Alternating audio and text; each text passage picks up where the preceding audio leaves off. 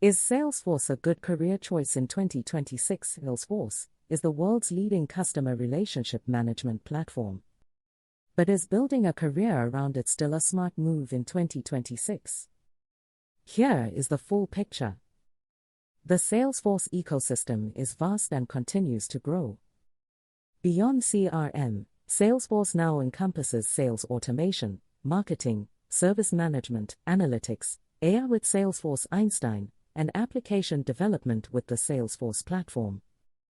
This breadth creates a wide range of career paths. Demand for Salesforce professionals globally remains strong.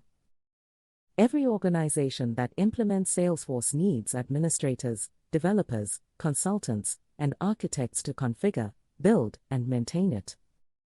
The Salesforce partner ecosystem, which includes thousands of consulting firms worldwide, creates consistent demand across all markets. Salesforce certifications are well recognized and actively requested by employers.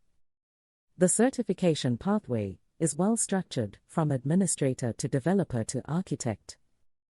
The honest challenges are worth noting. The Salesforce platform changes rapidly.